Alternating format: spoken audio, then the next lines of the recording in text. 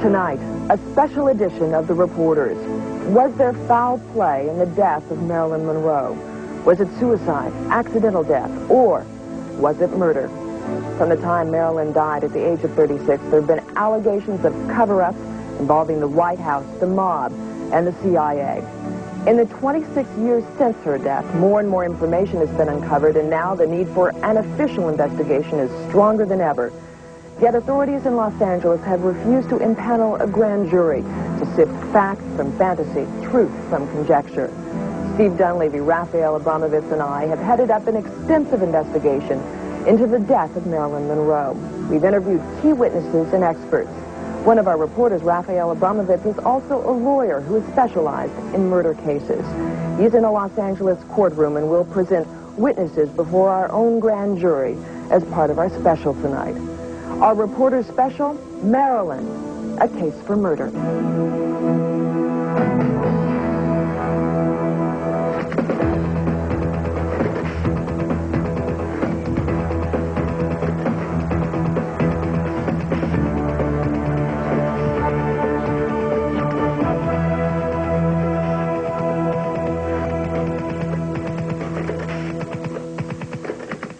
It's Hollywood, and we're back in 1962, August 4.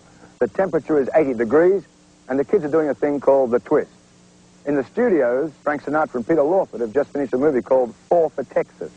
And in San Francisco, Joe DiMaggio is playing in the outfield with two of his brothers in an old-timers game. In Chicago, a gangster called Sam Giancana is laughing at the law, while in Washington, two young brothers, John Kennedy and Robert Kennedy, are rewriting political history. Within 24 hours, the lives of all these men will collide with cataclysmic force. It is August 5th, 1962, Brentwood, California.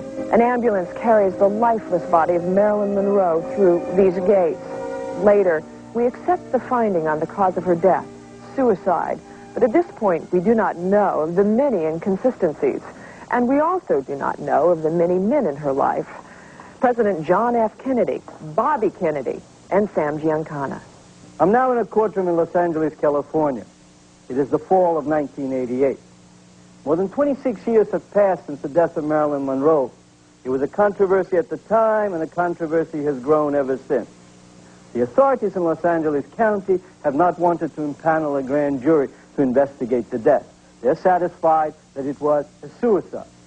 But over the last 26 years, a lot of things have happened, and a lot of things have been uncovered that seem to suggest that perhaps it wasn't suicide at all, but a case of murder. We've impaneled our own grand jury, and we will be presenting witnesses. And by the end of it, we should have a better sense on what happened that night back in August of 1962. I don't think she committed suicide, and whether it was a homicidal death or an accidental death are possibilities. It was simply a case that she was murdered, and the fix was in. He took the syringe and injected it into her heart.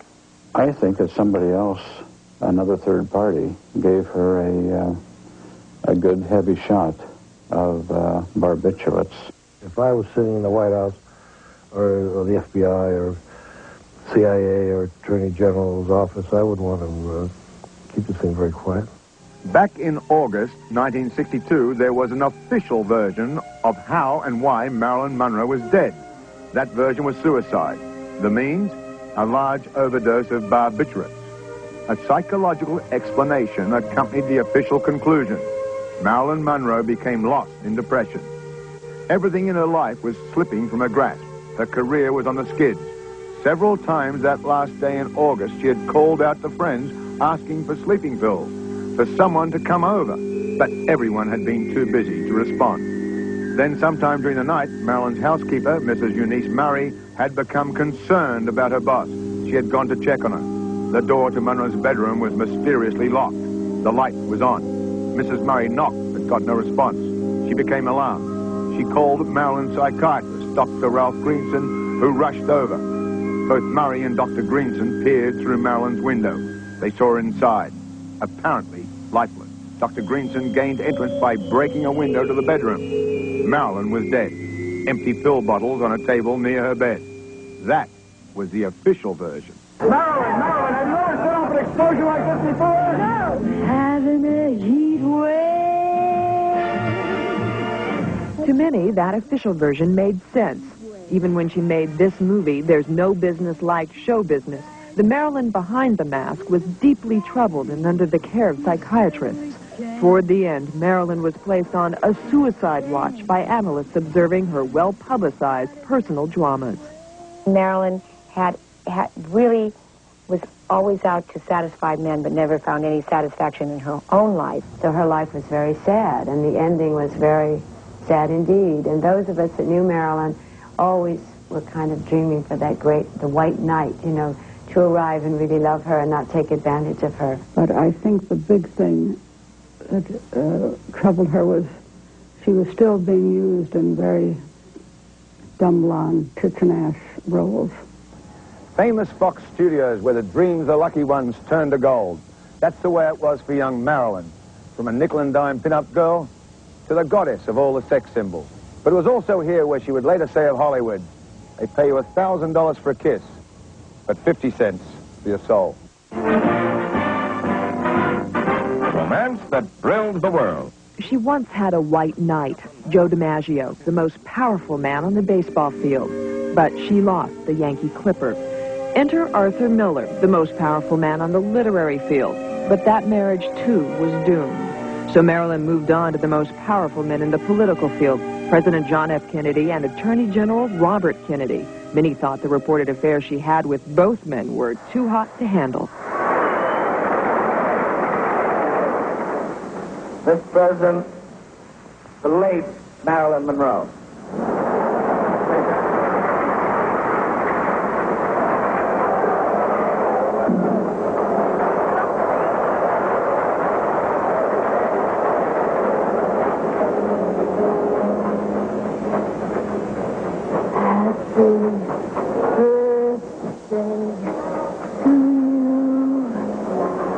Happy birthday to you. Happy birthday, Mr. President.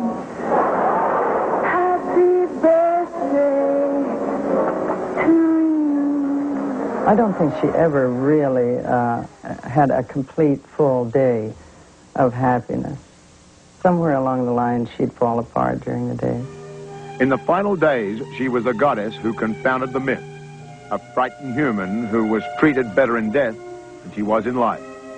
In that summer of 1962, as she escaped to Frank Sinatra's Rat Pack hideaway in Lake Tahoe, playground to mob boss Sam Giancana, her moments on Earth were ticking away on the second hand of the clock of survival. She would party one last weekend. It was here at the Cal Naval Lodge that Marilyn Monroe walked by the pool and then plunged herself into an orgy of depression and pill popping. Her friends were here, but they didn't seem to care. Marilyn Monroe returned to Hollywood at her lowest ebb, and it would get lower. Marilyn was just days away from destruction. Now, we're not here to discuss the morality of her love affair. We're here to examine whether or not there is probable cause that a crime was committed and that, in fact, she was not the victim of a suicide, but the victim of murder. But from the very beginning, when the body of this child woman was found, pathetically clutching her bedside telephone in a last cry for help, the official version of her death changed so many times that it fairly shouted cover-up. This is Jack Clemens, a 15-year...